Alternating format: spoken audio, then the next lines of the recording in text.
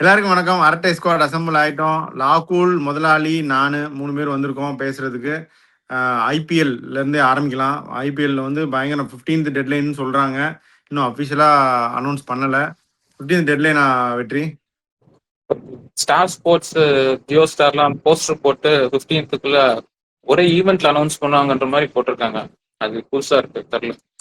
இல்ல வெற்றி, எப்பயுமே அப்படிதான். ரிட்டன்ஷன்ஸ் வந்து அவங்கவுங்க டீம் அனௌன்ஸ் கொடுத்துருவாங்க. அதுக்கப்புறம் வந்து ஒரு டெலிகாஸ்டட் இதில் வந்து அனௌன்ஸ் பண்ணுவாங்க. They have done this already.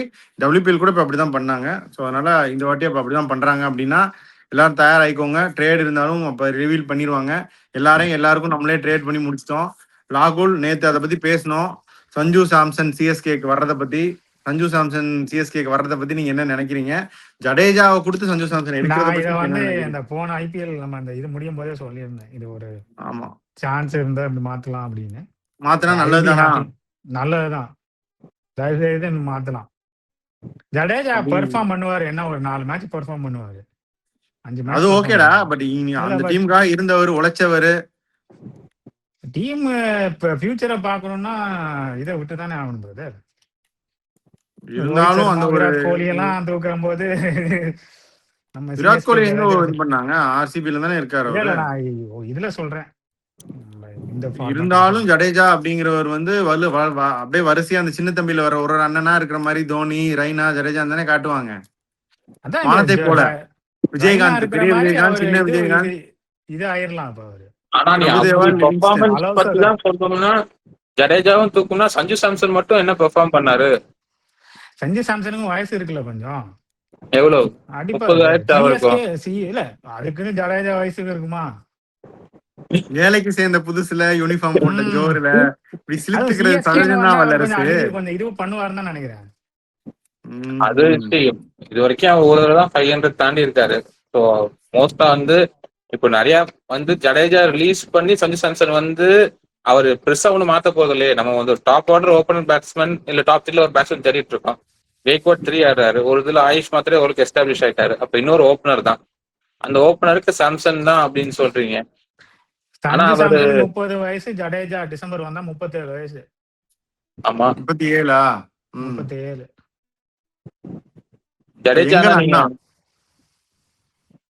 Jadeja ஆட ஃபிட்னஸ் நல்லா தானே இருக்காரு அவரு. என்ன ரிட்டர்ன்ஸ் பேட்டிங் ரிட்டர்ன்ஸ் கம்மியா இருக்கு, பவுலிங் வழக்கு போல போட்டுறாரு. ஜடேஜா இருந்து எக்ஸ்ட்ரா எதுவும் பண்ண போகுதுன்னு வச்சுக்கோ, அதை விடு. ஆனா சஞ்சு சாம்சன் வந்து என்ன பண்ண ஏதாவது எக்ஸ்ட்ரா பண்ண போறாரா?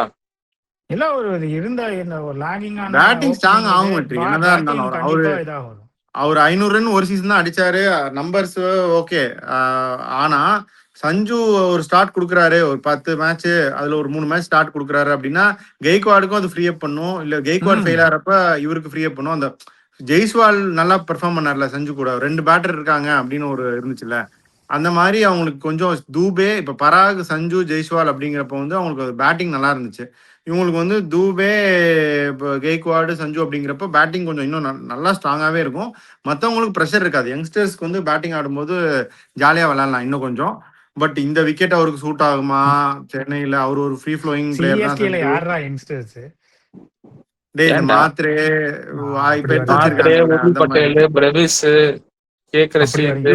இவங்கெல்லாம் வந்து இஷ்டத்துக்கு விடலாம்ல, பேட்டை ஜாலியா விடலாம்.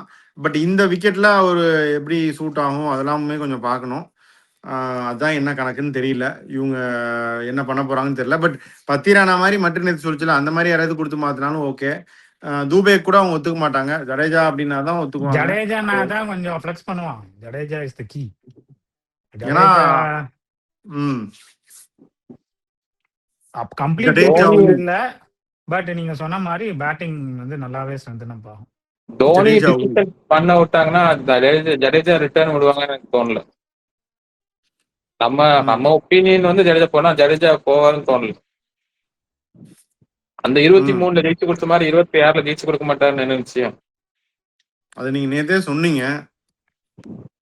பட் நிறைய பேட்டர்ஸ் இருந்தா ஜெயிச்சிடலாம் வெற்றி ஐபிஎல்ல. அதுதான் உங்க ஊர்ல ஆம்பளை ஓட்டு அதிகமா பொம்பளை ஓட்டு அதிகமா? ஆம்பளை ஓட்டு அதிகமா, அப்படி ஜெயிச்சிடலாம். சொல்லுவாங்க பவுலர்ஸ் வின் யூ டோர்னமெண்ட்ஸ்னு. பட் நம்ம வேர்ல்டு கப் T20 அப்பயே சொன்னோம், இது இந்த உமன்ஸ் வேர்ல்ட் கப் அப்பயே சொன்னோம்ல, இந்த விமன்ஸ் டீம் நல்ல டீம் தான், பட் ஜெயிக்க ஆரம்பிக்கணும் அப்படின்னா அந்த டாப் 3 ரன் அடிக்கணும் பெருசா.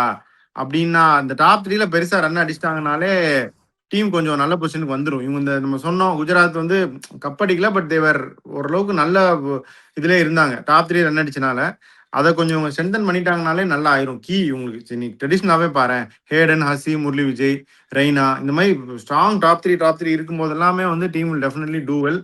இந்த ஃபாஃப் இருந்தப்பயும் ரன் அடிப்பாங்க நெறைய. ஃபாஃப், கெய்க்வாட் இவங்கலாம் ரன் அடிப்பாங்க. கான்வே ரன் அடிச்சப்பெல்லாம் டாப் 3 ரன் அடிச்சப்பெல்லாம் டீம் ஹஸ் டன் வெல்.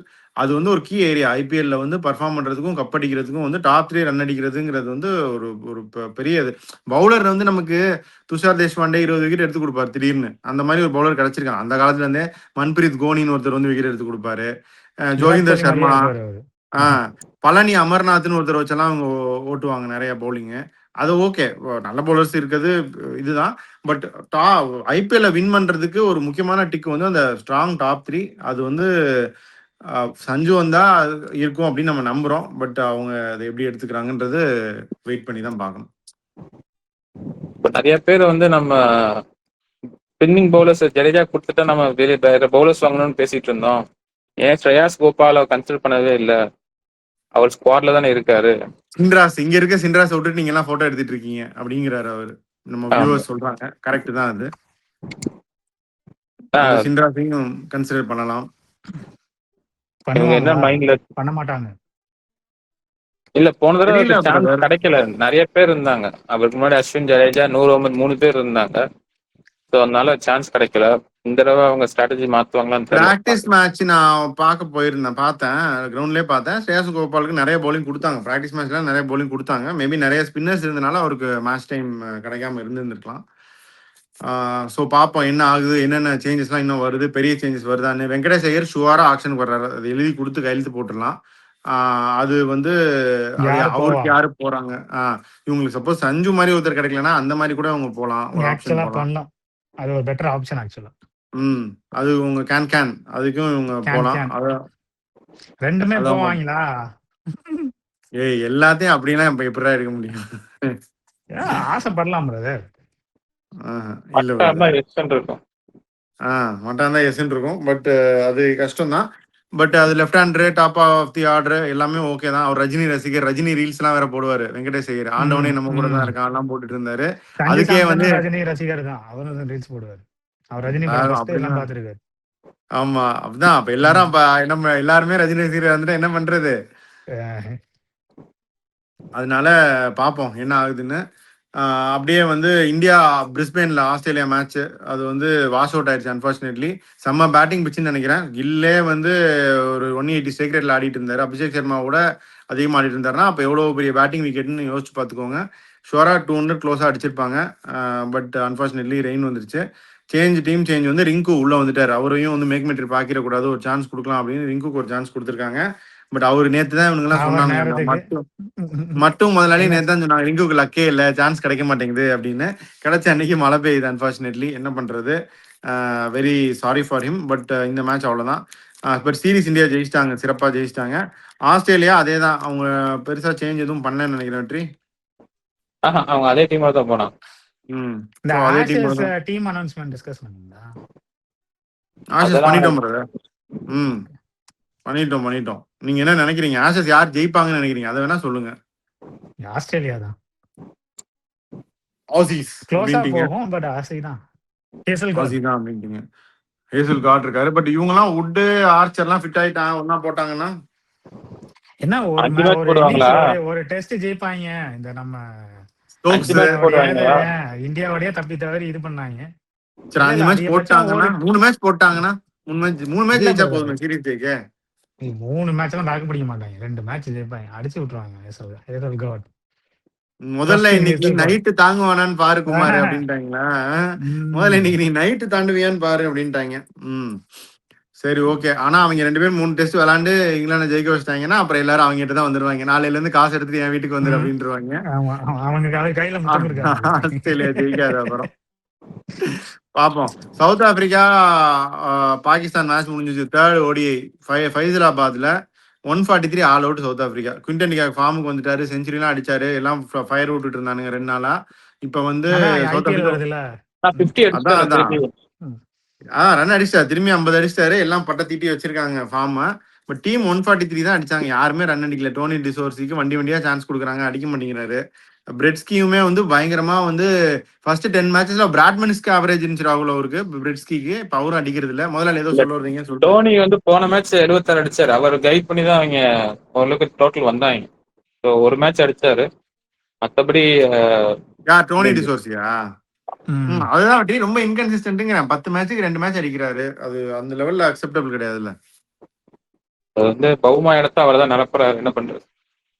அவங்க இது வச்சிருக்காங்க அதுக்காக வராரு. பட் ஓகே, அவர் நல்லா விளையாண்டா நல்லா இது பண்ண போறோம். பட் தான் இதுதான் பிரெட்ஸ்கி அவர் தான் பிராட்மனிஸ்க்கு அவரேஜ்னாங்க. அவரும் இப்போ ரொம்ப டவுன்ஹில் போயிட்டு இருக்காரு. பாப்போம் இவங்க என்ன பண்ண போறாங்கன்னா. அஃப்ரிடி ஷைன்ஷா அஃப்ரிடி இந்த பிரீமியர் பவுலர் அவரும் வந்துட்டார், பயங்கரமா போடுறாரு. அப்ரார் 4 விக்கெட் எடுக்க விட்டாங்க. கடைசியில் ஈஸியா சேஸ் பண்ணிட்டு போயிட்டாங்க. பாபர் வந்து பாவம் ரன் அவுட் ஆயிட்டாரு. பட் இந்த மாதிரி சேஸ்ல நாட் அவுட்டா வெளியே வருவார் 50 அடிச்சுட்டு. பட் அவருக்கு அந்த சான்ஸ் கிடைக்காம போயிடுச்சு. ரிஸ்வான் அதை பண்ணிட்டாரு, 32 நாட் அவுட்டா வெளியே வந்துட்டாரு. இந்த மாதிரி அல்வா சாப்பிட்ற சேஸ் எல்லாம் விட மாட்டாங்க.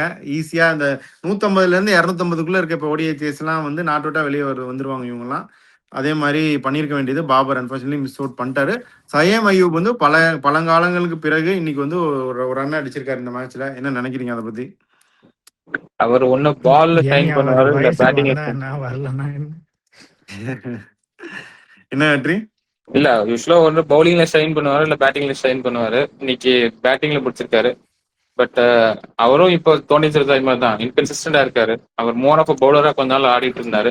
பட் பாலை யூஸ் பண்றாங்களே வெற்றி, பவுலரா யூஸ் பண்ணாங்க. Credit to Mike Hesson for that. அவர் வந்து இந்த மாதிரி ஒரு பொட்டன்ஷியல் இருக்கு, நீ இன்கன்சிஸ்டண்டா இருக்க பேட்ல அப்படின்னா will give you the time. But அது வரைக்கும் உனக்கு பவுலிங் ஆப்பர்ச்சுனிட்டிஸும் கொடுக்குறோம் அப்படின்னு கொடுக்குறாங்கல்ல. பட் இந்த ஓடிஐ சீரீஸ்ல கொஞ்சம் கொஞ்சமா பில்டப் பண்ணிருக்காரு. ஃபர்ஸ்ட் மேட்ச்ல 40 கிட்ட அடிச்சாரு, அப்புறம் 50 அடிச்சாரு, அப்புறம் இந்த மேட்ச்ல 70 அடிச்சாரு. So it's building up is confidence, building up towards the என்ன சொல்றது குவார்டர் ஃபார்மேட்ஸ் வருவாருன்னு நினைக்கிறேன். பார்ப்போம்.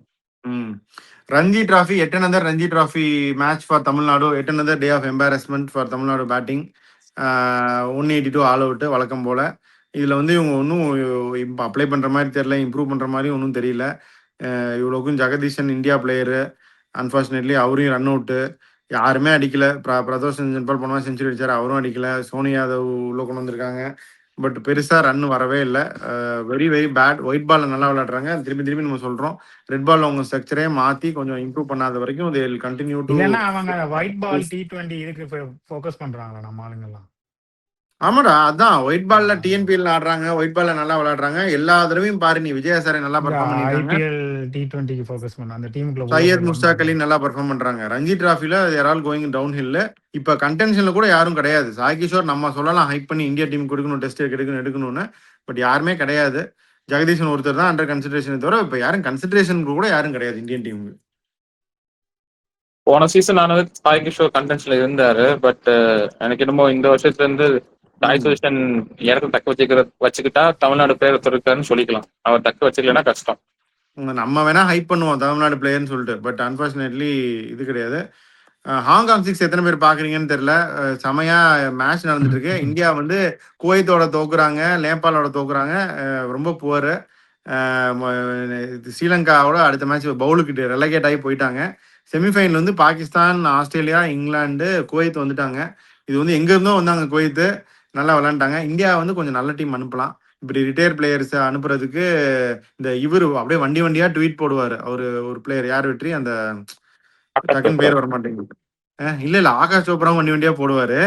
அந்த மாதிரி பிரியங்க் பாஞ்சல் அவர் வந்து கொஞ்சம் யங்ஸ்டர்.